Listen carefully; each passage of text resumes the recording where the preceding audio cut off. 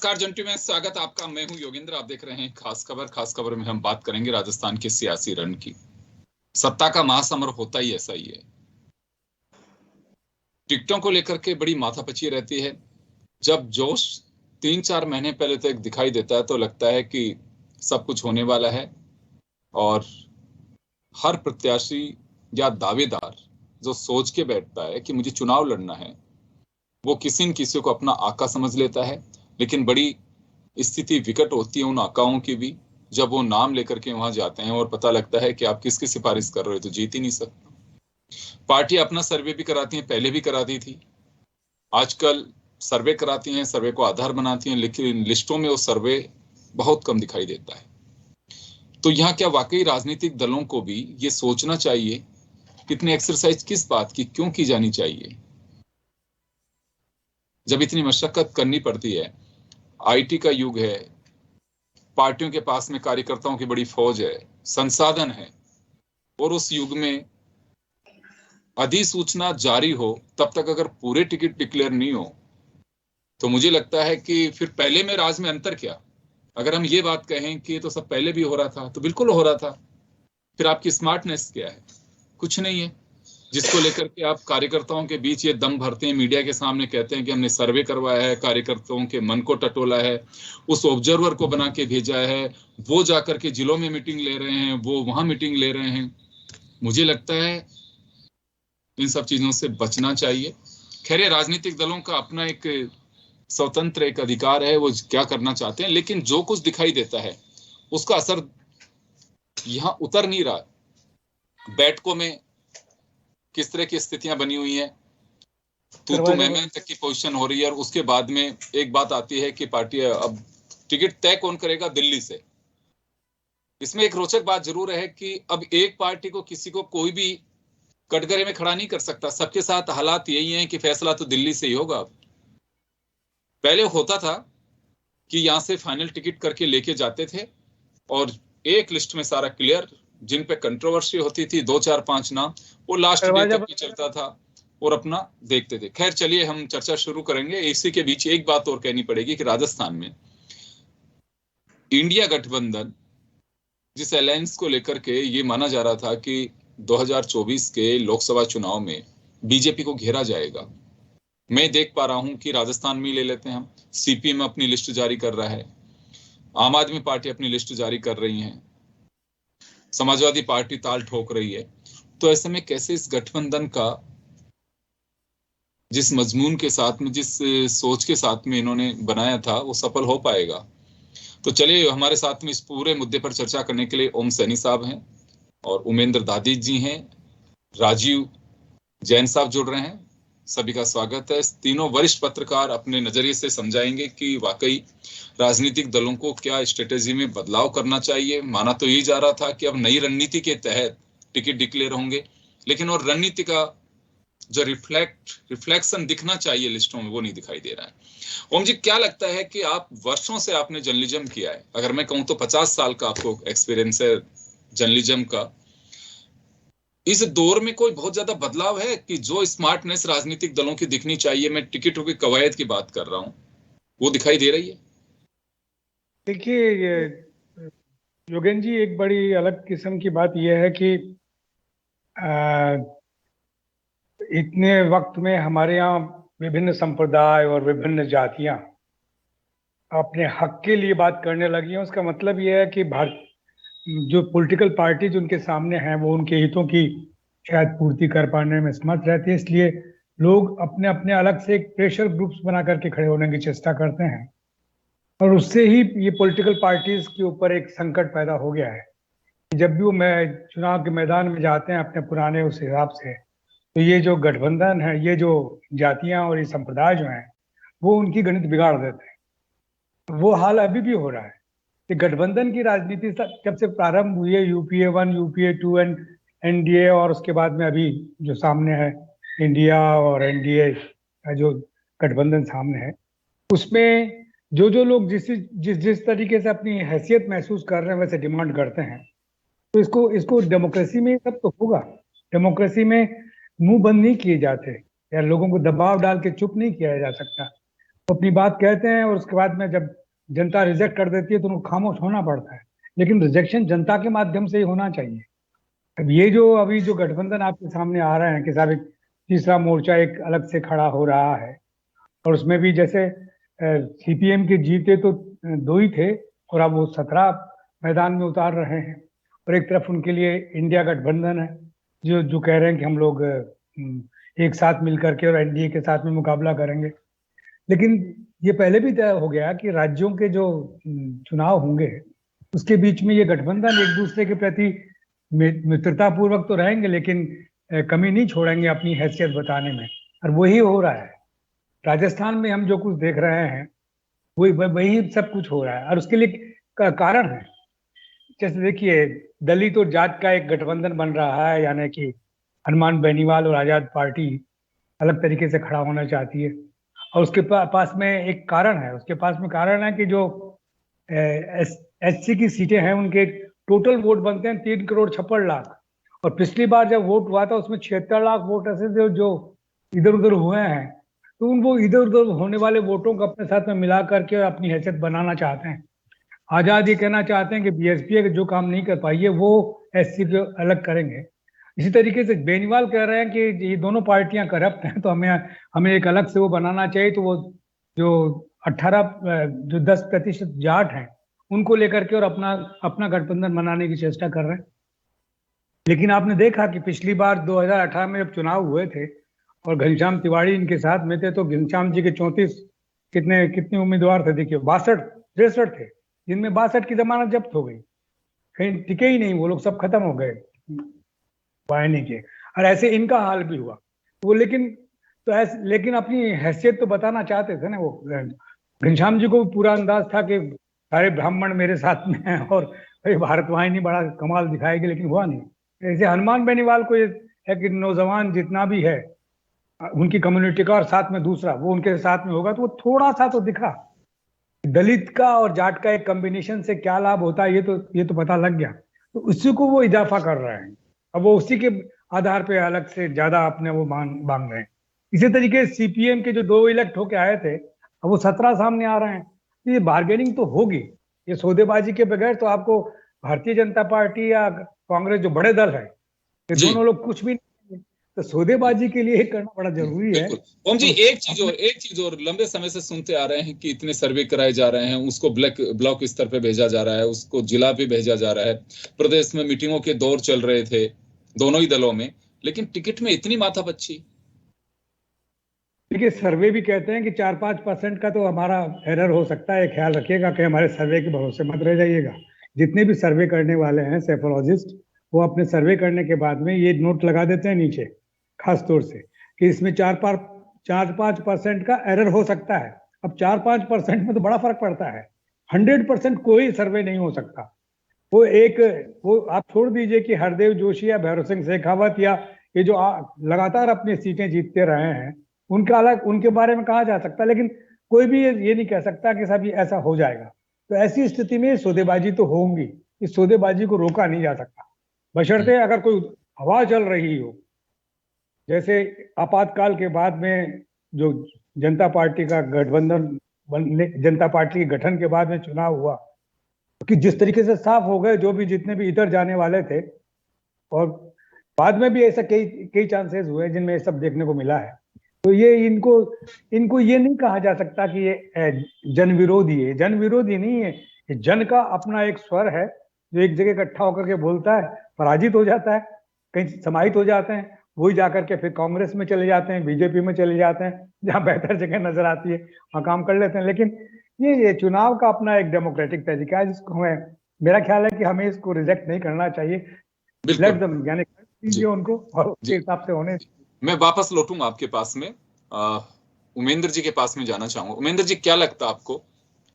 ये बात तो सही है कि पहले से सुनते आ रहे हैं कि हर बारी चुनाव में मशक्कत इसी तरह से होती है, लास्ट मोमेंट में भी टिकट डिक्लेयर किए जाते हैं, लेकिन जमाना बदल रहा है, संसाधन बदल रहे हैं, तो उस हिसाब से कहीं दिखाई दे रहा है कि वाकई जो टिकटों की सोच है और जो कवायद है पुराने डर्रे पे आगे राजनीतिक दलों की। देखिए योगेंद्र जी, मैं ये कहना चाहूंगा कि जो आधुनिकता का समय है, आपके पास साधन संसाधन दोनों है। पहले मान सकते थे कि आपके साधन नहीं थे, संसाधन नहीं थे। अब तो आपके पन्ना लेवल पे आपकी काम हो गया, पन्ना बूथ आपने बना लिए, आपने प्रचारक विस्तारक क्या क्या आपने बना लिए, यानी इतना आपने जो संगठनिक स्तर पे काम किया है, तो मैं मानता हूं कि आपको कई महीने पहले ही मालूम चल जाना चाहिए कौन जिता हुआ है, कौन टिका हुआ है, कौन बिका हुआ है। यानी आप चुनाव के समय में कहें कि नहीं अब हम सर्वे कराएंगे, तो ये देखिए सर्वे एक ऐसी चीज है, इससे लगता है कि आपका मनोबल बहुत कमजोर है। मनोबल यदि आपका मजबूत होगा, तो जैसे मैंने कभी भैरव सिंह जी या ललित किशोर चौधरी जी, रणवीर सिंह जी कौशल के समय में कभी नहीं देखा सर्वे वाले, वो जानते थे कौन कार्यकर्ता जिता हुआ है, कौन टिका हुआ है, कौन जीत सकता है, किसकी क्षेत्र पेट है, कौन संगठन के लिए उपयोगी है। अब स्थितियां अलग हो गई, अब ये देखने लगे कि भाई ठीक है, कार्यकर्ता की कोई वैल्यू नहीं है, कोई कार्यकर्ता ठीक आएंगे जाएंगे, जो कार्यकर्ता उसको हमेशा दरी पट्टी बिछाएगा। अब तो यह कि अमुक दल में आपने काम किया, सब कुछ किया, अब आ जाओ, टिकट ले जाओ, अब चले जाओ। ज्योति मिर्धा जी आई, पहले ममता शर्मा जी आई थी, टिकट ले गई थी, चले गई थी, बाद में आपको ठेंगा दिखा के चली गई। तो आएंगे तो विचारवान व्यक्ति नहीं है, वो आएंगे मौके का लाभ उठाएंगे, चले जाएंगे। तो आज आवश्यकता है विचारवान लोगों के लाने की आवश्यकता है। विचारवान व्यक्ति को न तो बीजेपी लाने वाली, न कांग्रेस लाने वाली। अब तो यह है कि भाई मैंने पहले भी आपको कहा था, अब पराक्रम दिखाने की आवश्यकता नहीं है, अब तो परिक्रमा की आवश्यकता है। परिक्रमा हो रही है, और ठीक है, चुनाव के समय कई नए चेहरे आएंगे, दल बदलू आएंगे, आयाराम गयाराम भी होंगे, सब कुछ बातें होंगी। लेकिन मुख्य बात यह है कि जब तक कार्यकर्ता एक्टिव नहीं होगा, कार्यकर्ता का मान सम्मान की बात नहीं की जाएगी, तब तक कुछ नहीं होने वाला। आप ठीक है टिकट दे दीजिए, सबसे बड़ा टिकट होता है जनता का। जनता जब तक उसके साथ में नहीं लगेगी, कार्यकर्ता उसके साथ में मोबिलाइज होकर नहीं लगेगा, आप टिकट दे दो, आप कह दो कि सर्वे में, भाई सर्वे आपके पहले भी थे, सर्वे वाले आपके चुनाव हारे भी थे। अब बात ये आती है कि भाई आपने सर्वे का आधार बना लिया, बहुत अच्छी बात है, एक आधार बनाना चाहिए, और बिना आधार के किसी को टिकट दिया भी नहीं जाता। लेकिन आधार सबसे बड़ा होता है कार्यकर्ता की रायशुमारी होनी चाहिए। आपने कार्यकर्ता की कभी रायशुमारी नहीं की। मैं आप बीजेपी की बात कर रहा हूँ, मैं कांग्रेस की बात कर रहा हूँ, दोनों की कह रहा हूँ कि आपने किससे कहा कि आवेदन दीजिए, कहा आपने पर्यवेक्षक भेजे, पहले पर्यवेक्षक भी भेजे जाते थे, कार्यकर्ता की बात नहीं होती थी, पर्यवेक्षक सुनता भी था, जिला स्तर पर्यवेक्षक। अब न तो मैंने देखा कोई पर्यवेक्षक हुआ, न बीजेपी में दिखा, न मुझे कोई कांग्रेस में दिखा, न कहीं विधानसभा क्षेत्र में कोई। और अगर पर्यवेक्षक कोई आए भी है तो उनकी रिपोर्ट की स्थितियां आप देख सकते हैं। मुझे लगता है कि पर्यवेक्षक भी अगर आगे हालात यही रहे तो कहेंगे सबको अर्थ नहीं है एक्सरसाइज कराने का। अभी आपने बिल्कुल सही कहा कि पहले सूचियां बन के जाती थी दिल्ली, एक दो नाम होते थे, उनमें डिस्प्यूट होता था, वो तय हो जाता था। नहीं तो पहले मैंने देखा कि सूची जाती थी, दोनों सूचियां मिला ली जाती थी, दोनों सूचियों के मिलने के बाद ललित जी की भी सूची होती थी, भैरव सिंह जी की होती थी, संघ की भी सूची होती थी, सबको मिला लेते थे, ये नाम है, ये कॉमन नाम है, इनको दे दो। जहां डिस्प्यूटेड नाम है उनमें चर्चा हो जाती थी। हाँ, ये है कि कांग्रेस में थोड़ी परंपरा अलग रही है। कांग्रेस में होता था कि वहां अलग अलग खेमेबाजी होती थी, उनकी खेमेबाजी दिख जाती थी, बीजेपी वालों की खेमेबाजी नहीं दिखती थी। अब यहाँ बीजेपी की भी खेमेबाजी दिख रही है। और ठीक है, आधुनिकता का परिवेश है, परिवर्तन का समय, परिवर्तन हो रहा है, यही तो परिवर्तन है कि समय के साथ साथ जो बदलाव हो रहे हैं। अब बात यह है कि नए नए कयास लगाए जाते, मुख्य कार्यकर्ता को यह विश्वास नहीं होता है कि उसको टिकट मिलेगा नहीं मिलेगा, आयाराम गयाराम है। अब हमारे जो कांग्रेस की दो ज्योतियां भारतीय जनता पार्टी में चिंगारी बन के आ रही है, आ गई, अब टिकट भी ले जाएंगे, हो सकता है टिकट मिले नहीं मिले, लेकिन एक ज्योति को तो मिल गया। अब बात आती है एनडीए की। एनडीए की बात की जाए तो एनडीए को भी उनकी मजबूरी है। एनडीए में जितनी हो रही है बात इंडिया में, उतनी ही इंडिया एनडीए में भी। एनडीए का घटक दल है जजपा, वो भी अलग अलग दावेदार खड़े कर दिए, उनका कहां समझौता। बात इंडिया की जाए तो उसमें आम आदमी पार्टी, फलाना पार्टी, अमुक पार्टी, ढीका पार्टी सब पड़े हुए। यानी पहले हनुमान जी रामवादियों के साथ मिलकर सांसद बन गए, अब रावण के साथ मिलकर मुख्यमंत्री बनने की सोच रहे हैं। यानी हनुमान और रावण का मेल हम हाँ, ये विचारों की कोई बात नहीं है, बस हमें कुर्सी चाहिए, हमें पद चाहिए, विचार गए सब बाद में। यानी बात यह है कि मुझे सत्ता में कैसे मिलता है, मैं रामवादी बनूं, रावणवादी बनूं, कुछ नहीं। अब काशीराम जी की बात आती है, बहुजन समाज पार्टी भी कह रही है हम सब सीटों पर लड़ेंगे। यानी इस समय कई दलों की तो सीटों पे चुनाव लड़ना एक मजबूरी है, सब सीटों, क्यों उन्हें वोट ऑफ परसेंटेज बढ़ाने पड़ते हैं। और यदि वो वोट ऑफ परसेंटेज नहीं बढ़ाएंगे तो उनकी मान्यता समाप्त हो जाएगी, उनका पंजीयन समाप्त हो जाएगा, इसलिए उनकी मजबूरी है चुनाव लड़ना। अब ये जो कह रहे हैं कि इंडिया गठबंधन, देखो सही बात ये है कि रहीमन धागा प्रेम का मत तोड़ो छिटका है, तोड़े से मिले तो गांठ पड़ जाए। इनकी यह गांठ पड़ चुकी है इनमें, ये कितना भी लोकसभा का चुनाव आ जाए, कुछ भी आ जाए, ये ऐसे ही लड़ेंगे, ऐसे ही भिड़ेंगे। इनके मन में जो मन मुटाव हो गया वो कभी खत्म नहीं सकता। हाँ, थोड़ा सा मैं यहाँ, मेरी बात से आप सहमत होंगे या नहीं होंगे, ओम जी भाई साहब भी उस पर शायद सहमत नहीं हो, लेकिन एनडीए में थोड़ी सी समझाइश के बाद में, इनको होने के बाद लोकसभा चुनाव में इनकी ऐसी, ठीक है विधानसभा चुनाव में हो जाती है थोड़ी बहुत, लेकिन ये लोकसभा का चुनाव आएंगे तो मोदी जी के नाम पे एनडीए के लोग एक हो जाएंगे, लेकिन इंडिया वाले नहीं होंगे। अब मैं समझता हूँ कि एनडीए इंडिया का फर्क भी हमको दिखने को मिल गया। यानी कुल मिला के सत्ता की बात है, कृषि की लोलुपता की बात है, हमको कैसे भी मिले। अब ये कई क्षेत्र बीटीपी की पोजीशन देख लीजिए, जब हम कहते हैं ये जनजाति क्षेत्र में बीटीपी के भी कई हो गए, जो आए थे उनको निकाल दिया, कहीं हो गया। अब बात ये योगेंद्र सिंह, मैं कहना चाहूंगा आपके चैनल के माध्यम से कि अब विचारों की कोई बात नहीं है, आओ अपना पराक्रम दिखाओ, अपना जोश दिखाओ और ये बता दो कि मैं बागी था, बागी के रूप में कितने वोट लिए और टिकट ले जाओ। यानी कार्यकर्ता जो है, जो कार्यकर्ता चाहे बीजेपी का चाहे कांग्रेस का, उसको तो दली पट्टियां उठानी है और उठाता रहेगा बेचारा, इसमें कोई दिक्कत नहीं है। आज मेरी बात से ओम जी बड़े मन मुस्कुरा है, अच्छी बात है कि मैं कभी कभी क्या है कि एक पत्रकार को बिल्कुल बात सही कहनी चाहिए। मैं पत्रकार के रूप में आज मुझे सर्टिफिकेट भी दे देगा ओम जी अच्छे पत्रकार का, मुझे उम्मीद है। लेकिन साथ साथ में यह है कि इस समय चुनावी माहौल में जिस प्रकार की राजनीतिक जनता है, जिस प्रकार का राजनीति में गंदा हो रहा है, शुचिता की बात होनी चाहिए, राजनीति में शुचिता आनी चाहिए, जो एक नियम बनाना चाहिए। वैसे नियम तो बनना चाहिए, लेकिन योगेंद्र जी मैं साफ कह सकता हूँ कि ना ये नियम बनाने की हिम्मत बीजेपी में, ना हिम्मत कांग्रेस में। आड़ाराम गैराराम को 5 साल संगठन के लिए काम कीजिए। सबसे बड़ा कारण आप सही कह रहे हैं उमेंद्र जी, उसका सबसे बड़ा कारण ये होता है कि जब ऐसे हालात बनते हैं तो उसमें जब तक आप एक स्थिति, आपने आइडियोलॉजी की बात की, बहुत अच्छी बात है, क्योंकि विचारधाराएं नगण्य जब हो जाती हैं, गौण हो जाती हैं, तो ये चीजें आती हैं।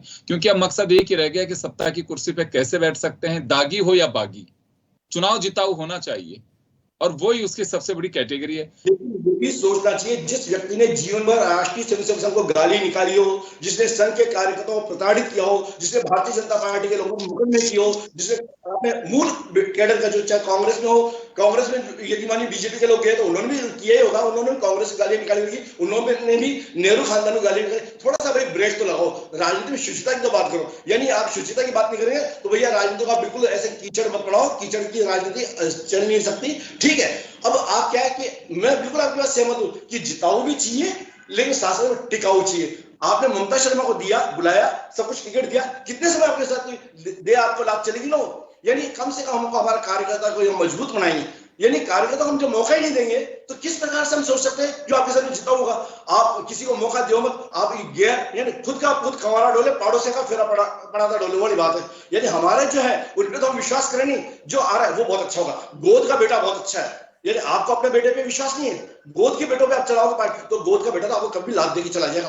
किया है, आपके साथ अनुभव है, इस अनुभव को अब तो स्वीकारो। ये है कि जो आ रहे हो उनको को पहले 5 साल संगठन में काम कीजिए, संगठन में काम करने के बाद आपकी उपयोगिता देखी जाएगी, आपकी दशा भी सही होनी चाहिए, आपकी दिशा भी सही होनी चाहिए। नहीं तो इनकी दशा सही है, नहीं इनकी दिशा सही है। अब बात यह है कि सबसे बड़ी बात ये आती है योगेंद्र जी, कार्यकर्ता यदि होपलेस हो जाएगा, चाहे बीजेपी का चाहे कांग्रेस को, किसी भी पार्टी को जिताता है उसका वर्कर जिताता है, डंडे वो खाता है, गालियां वो सुनता है, बूथ पे वो बैठता है। यदि आपने उसका मान सम्मान का ध्यान नहीं रखा तो देखिए आप टिकट किसी को भी दे दीजिए, फिर कार्यकर्ता हताश हो जाएगा, तो आपकी वही खिचड़ी सरकारें बनेगी, वही आपको बहुमत नहीं मिलेगा, अस्पष्ट बहुमत मिलेगा।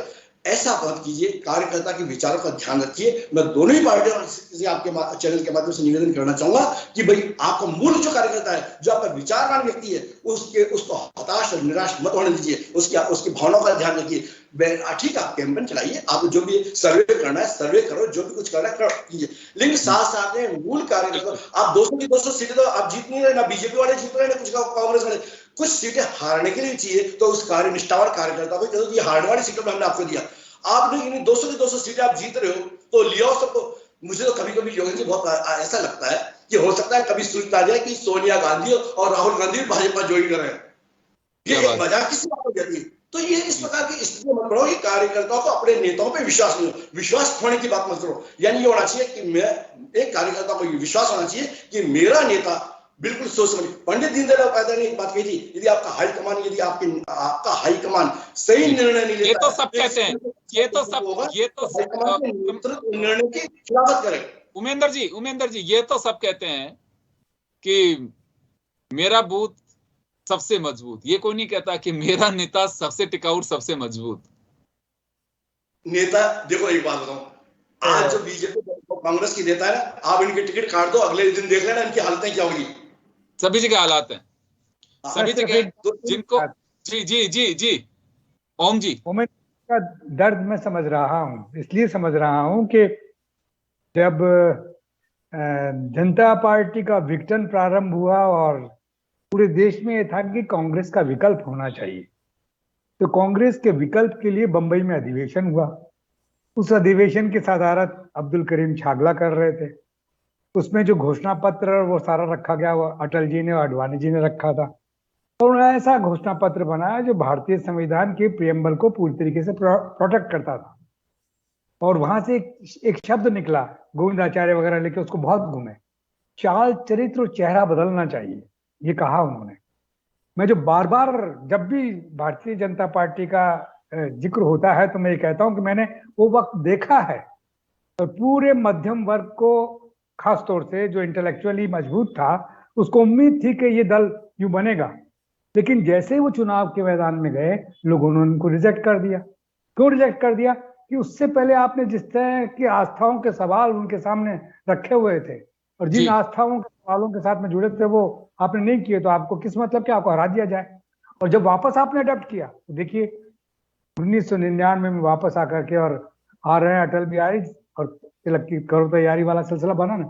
तो कई मजबूत जिनको साधने के लिए आपको बहुत सारे रास्ते अडॉप्ट, इसीलिए गठबंधन की राजनीति हुई कि इन विचारों से कि वसीभूत आपको एक गठबंधन ये बनाना पड़ा, एक गठबंधन वो बनाना पड़ा। उसी के तहत सब सिलसिला होता है। और व्यक्ति जो काम कर रहा होता है, पॉलिटिकल पार्टी स्टेटिक नहीं है, मतलब किसी ठहरे हुए पानी की तरह से नहीं है, वो अपडेट होती रहती है, उसमें सब कुछ नया आता रहता है।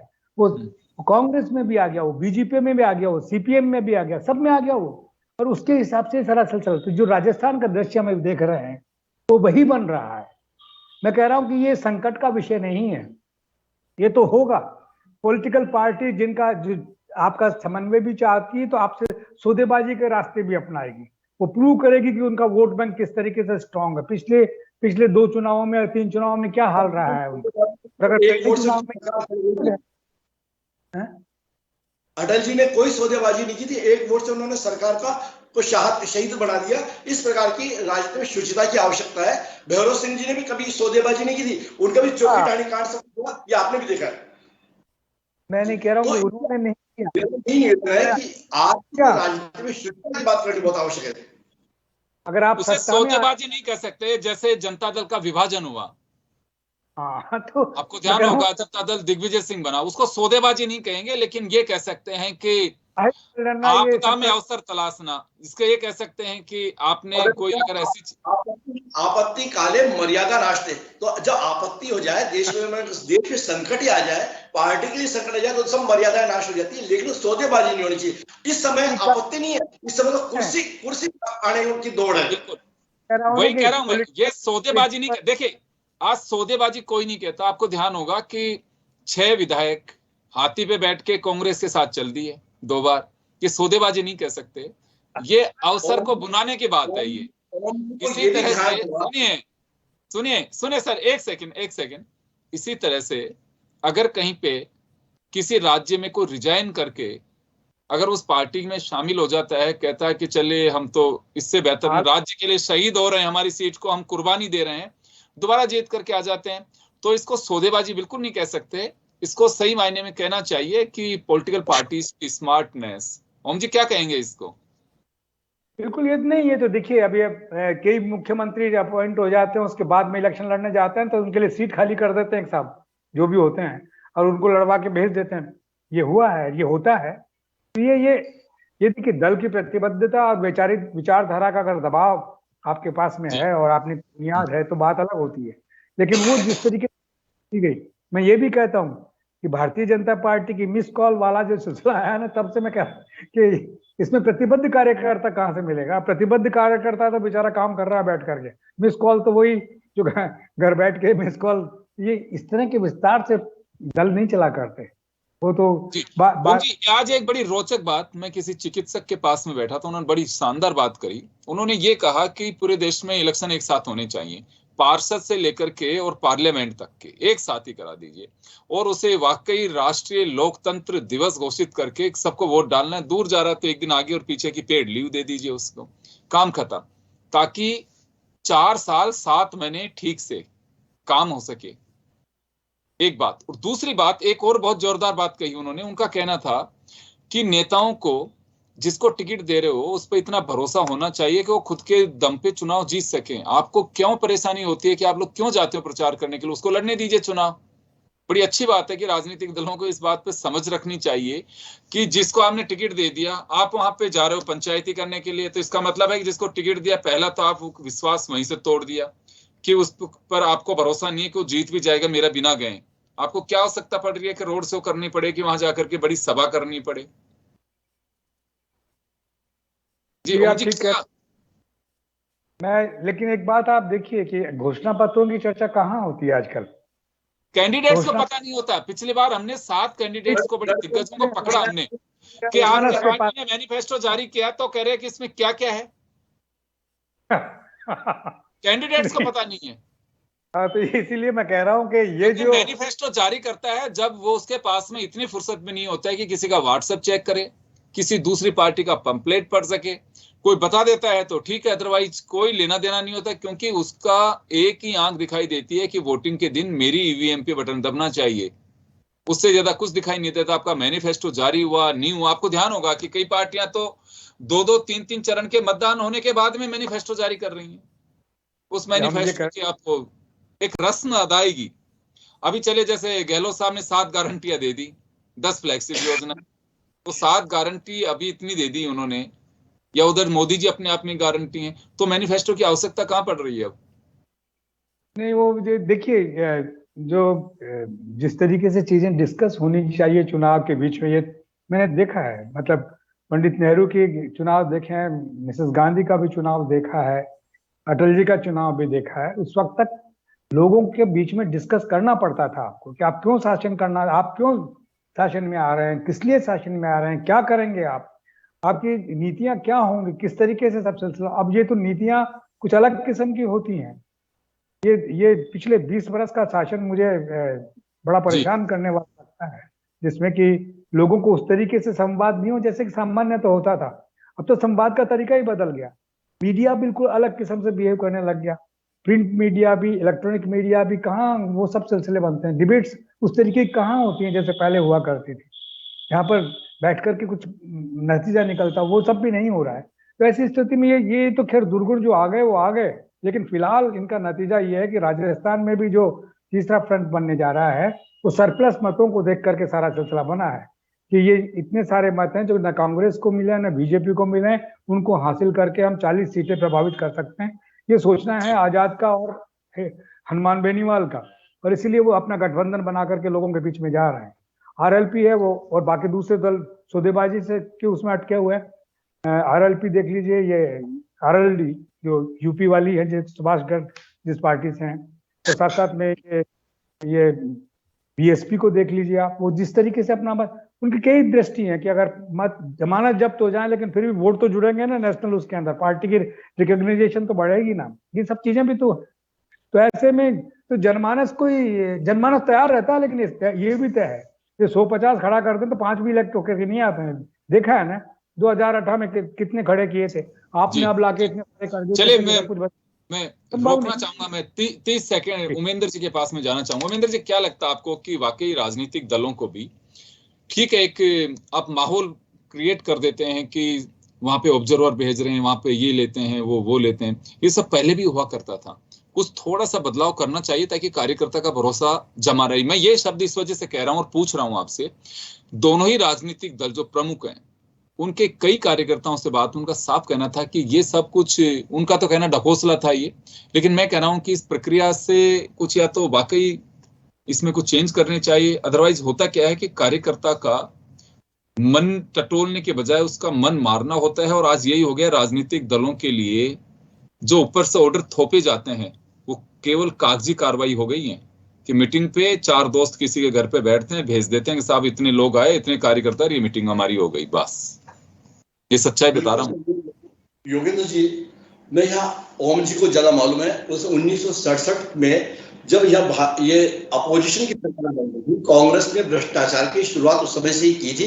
यानी आपने राष्ट्रपति शासन लगवा दिया, गोलीकांड करवा दिया, विधायकों की खरीद फरोख्त कर ली और सरकार बना ली।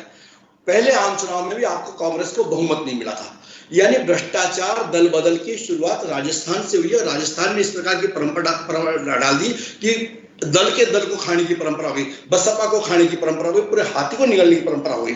यानी इस प्रकार की परंपराओं की शुरुआत, यानी हम ये कहते हैं ना हरियाणा और यानी पहले राजस्थान में शुरू हुई है। 1967 में ही सरकार बन रही थी, जनसंघ स्वतंत्र पार्टी, उसको मटिया मिट कर दिया आपने, दल बदल कर दिया। यह अब बात आती है कि आज की विचारधारा की। देखिए अब लोगों के पास में बहुत आधुनिकता है, लोग जानते हैं पहले किस प्रकार के हुए। उमेंद्र जी मैं रोकना चाहूंगा, समय ऑलरेडी हो चुका है, तो मैं माफी चाहूंगा आप सभी को रोकना, मेरी मजबूरी है। खैर चलिए, मुद्दा बड़ा ही एक समसामयिक मुद्दा है, जिसमें वाकई जो दिखाई दे रहा है हम उसी पे हमारी चर्चा कर रहे हैं। और क्योंकि दोनों ही तरफ से कवायद अभी जारी है और पहला दिन नामांकन का, जिसे कहते हैं कि अधिसूचना जारी हो चुकी है, लेकिन राजनीतिक दल अपनी कवायद में अभी भी लगे हुए हैं। चलिए, बहुत बहुत शुक्रिया आप सभी का, और खास खबर में इतना ही। दीजिए इजाजत, नमस्कार।